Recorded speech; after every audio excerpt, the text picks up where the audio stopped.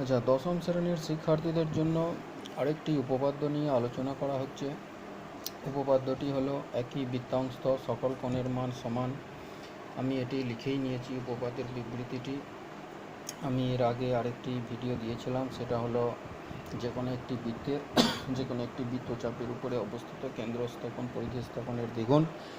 এখন আমি আরেকটি উপপাদ্যের ভিডিও তৈরি করছি। যদি সুষ্ঠুভাবে করতে পারি, ছাত্রছাত্রীরা অবশ্যই দেখবে। তো দেখো, আমি একটি বৃত্ত এঁকে নিয়েছি।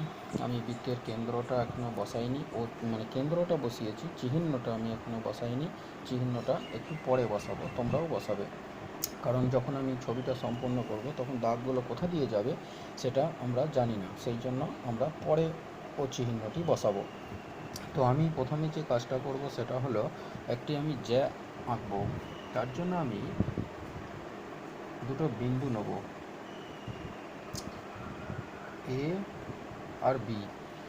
এই বিন্দু দুটোকে আমি যোগ করব। যোগ করলে কি হবে,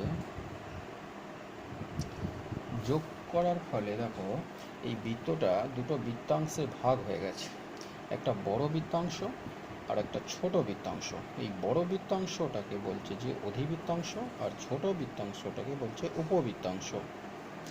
তো আমি এবার কি করব, এই যে বড় বৃত্তাংশ অর্থাৎ যেটা অধিবৃত্তাংশ, এই অধিবৃত্তাংশের বৃত্তচাপের উপরে বা পরিধিতে আমি দুটো বিন্দু নেব।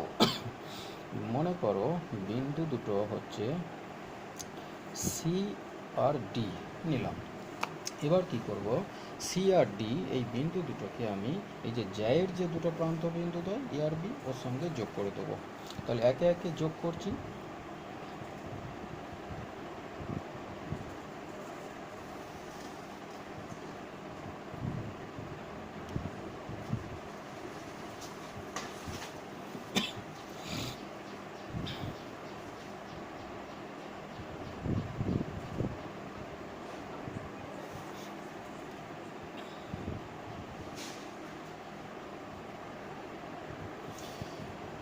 বেশ, তাহলে আমার এখানে দুটো সি আর ডি এই যে দুটো কোণ তৈরি হলো, অর্থাৎ এ সি বি আর এ ডি বি, এই কোণ দুটোকে বলা হচ্ছে যে বৃত্তাংশ কোণ।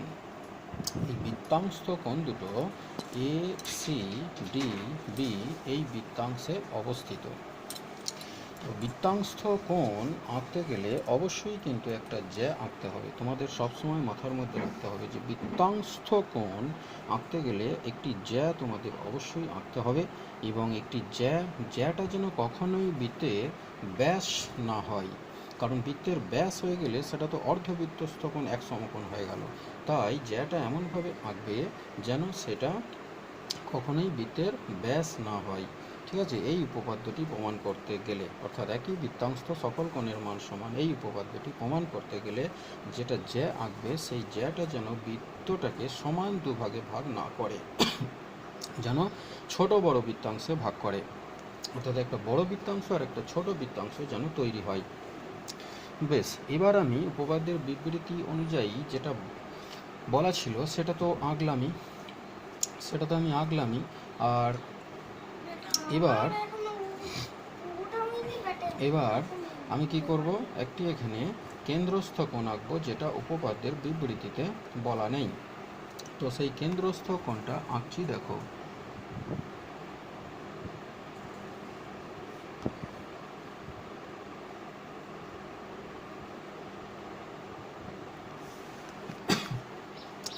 এখন আমি ও চিহ্নটি বসিয়ে দিলাম।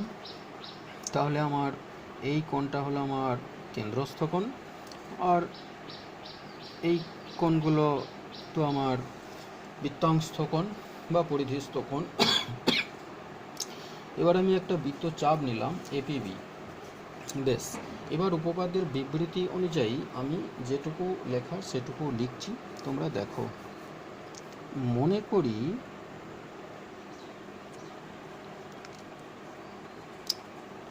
ও কেন্দ্রীয়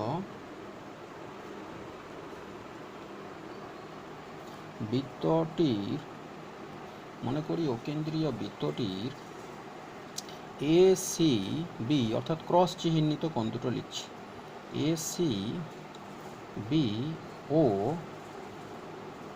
এ ডি বি এই যে কোণ দুটো, তাহলে ও কেন্দ্রীয় বৃত্তটির এসিবি ও এডিবি হলো ACDB।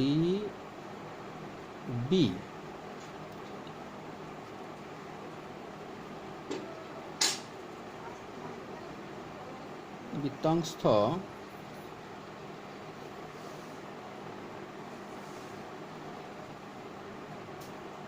যে কোনো দুটি কোণ। তাহলে মনে করি অকেন্দ্রীয় বৃত্তটির এসিবি ও এডিবি অর্থাৎ ক্রস চিহ্নিত কোণ দুটো হলো এসিডিবি বৃত্তাংশ যে কোনো দুটি কোণ। এইটুকুই লিখতে হবে, এর বেশি কিছু লেখা যাবে না। বেশ, প্রমাণ করতে হবে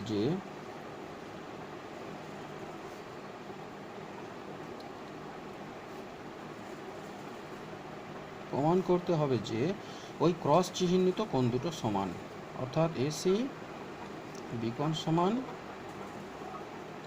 এডি বি কোণ। এবার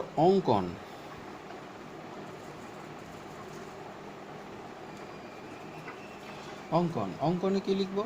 যেটা উপপাদ্যের বিবৃতিতে বলা নেই সেই কাজটাই আমি অঙ্কনে লিখব। কারণ হচ্ছে অঙ্কনে ওই যে কেন্দ্রস্থ কোণটা যদি আমি না আঁকি উপপাদ্যটা প্রমাণই করা যাবে না। তাই সেই জন্য আমি কি করব, ও এ এবং ও বি যুক্ত করা হলো, এটুকুই অঙ্কনে লিখতে হবে। এবার হচ্ছে যে প্রমাণ।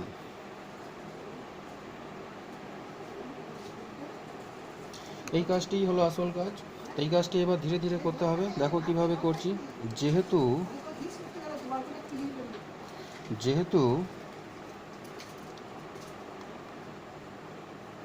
যেহেতু এপিবি চাপের উপর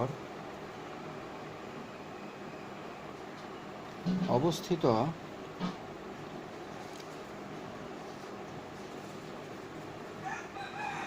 কেন্দ্রস্থ কোণ এওবি দেখতে পাচ্ছ যেটা,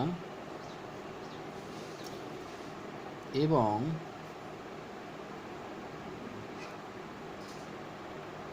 পরিধিস্থ কোণ বা বৃত্তস্থ কোণ যথাক্রমে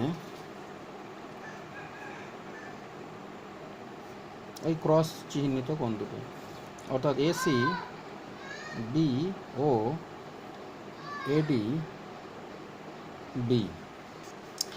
বেশ, এইটা লিখলাম। এইবার আমি একটা এখানে বিষয় লিখব, যেটা হলো আগের উপপাদ্যটি, অর্থাৎ আমি সেটা লিখছি এবং বলেই লিখছি, তোমরা দেখো। এখন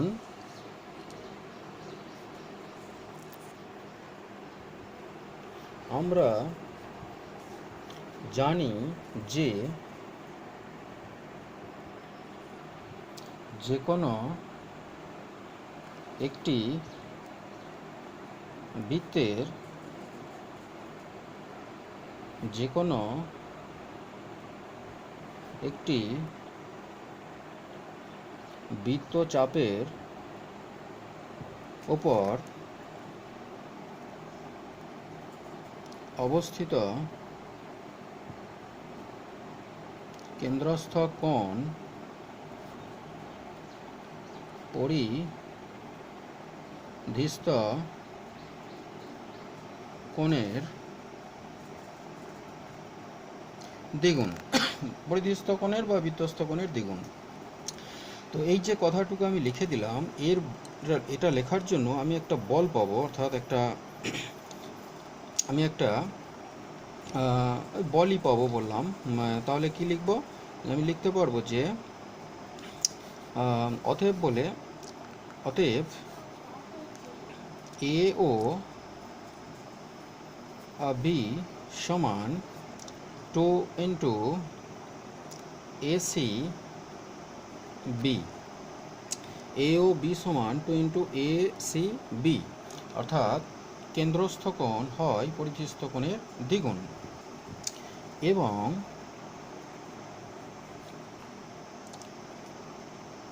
এ ও বি সমান 2 ইন্টু এ ডি বি, এইটা।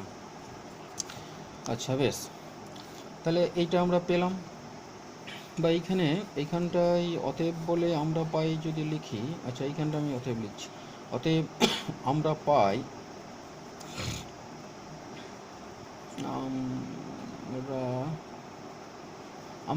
এখানটা লিখলাম, এই অতএবটা দরকার নেই, অতএবটার কোনো দরকার নেই, এটা থাক। অতএব আমরা পাই বলে এই এ ও বি সমান এটা এবং এ ও বি সমান এটা। আচ্ছা, এখন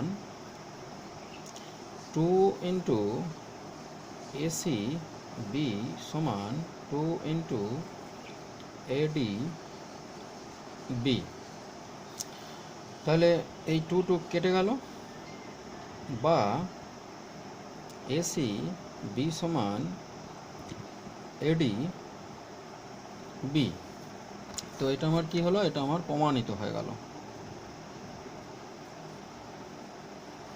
এটা আমার উপপাদ্যটি প্রমাণিত হয়ে গেল। অর্থাৎ যে বৃত্তাংস্থ সকল কোণের মান সমান, যেটা উপপাদ্যের বিবৃতি ছিল, সেইটা কিন্তু আমার প্রমাণ হলো। মাত্র আমি দুটো বিন্দু নিয়েছিলাম, কিন্তু আমি একটা জেনারেলি মানে 4-5টা অসংখ্য বিন্দু নেওয়া যায়। এই যে তোমরা দেখতে পাচ্ছ এ বি, যেটার উপরে যে বৃত্তাংশটা রয়েছে, অর্থাৎ এই যে বৃত্তচাপটা এইখান থেকে এই পর্যন্ত, এখানে যদি আমি অসংখ্য বিন্দু নিই, সমস্ত বিন্দুগুলোর জন্যই যে বৃত্তাংস্থ কোণ তৈরি হবে, সেই বৃত্তাংস্থ কোণগুলোর সবাই কিন্তু সমান হবে। তো সেই রকম একটি আমি আলাদা করে আলোচনা করেছি, সেটি আমি ফটো আকারে পাঠাবো। এখানে উপপাদ্যটি প্রমাণ করার জন্য মাত্র দুটো বিন্দু নেওয়া হয়েছে, কারণ বইয়ে এভাবেই করা আছে, দুটো বিন্দু নিয়েই প্রমাণটা করা আছে, সেজন্যই করা হয়েছে। যদি এই উপপাদ্যটি কারো ভালো লাগে অবশ্যই দেখবে, যদিও এটা খুব সহজ উপপাদ্য, এটা বইয়েতেও এইভাবেই করা আছে। আমি শুধু একটু এক্সট্রা লিখেছি, কি লিখেছি, যে কোনো একটি বৃত্তের যে কোনো একটি বৃত্তচাপের উপরে অবস্থিত কেন্দ্রস্থ কোণ পরিধিস্থ কোণের দ্বিগুণ, এই কথাটুকু লিখে আমি একটু জোর পেয়েছি। ওই জন্য অতএব আমরা পাই বলে এ ও বি সমান 2 ইন্টু এসি বিকোণ এবং এ ও বি সমান 2 ইন্টু এডি বিকোণ, এভাবে লিখেছি। এবার হচ্ছে কি, দুটোই তো সেই এ ও বি সমান, তাই কি করলাম যে এইটা সমান এইটা সমান এইটা লিখে 2 কেটে গেল, তাহলে আমার এসি বি সমান এডিবি কোণ হলো। অতএব একই বৃত্তাংশ সকল কোণের মান সমান, এটি প্রমাণ হলো। তোমরা দেখবে উপপাদ্যটি, আর বাড়ির সবাইকে ভালো রাখবে, মাস্ক ব্যবহার করবে, অযথা বাইরে বেরোবে না, উপপাদ্যটা মন দিয়ে দেখো, পড়াশোনা করো। বেশ, রাখলাম।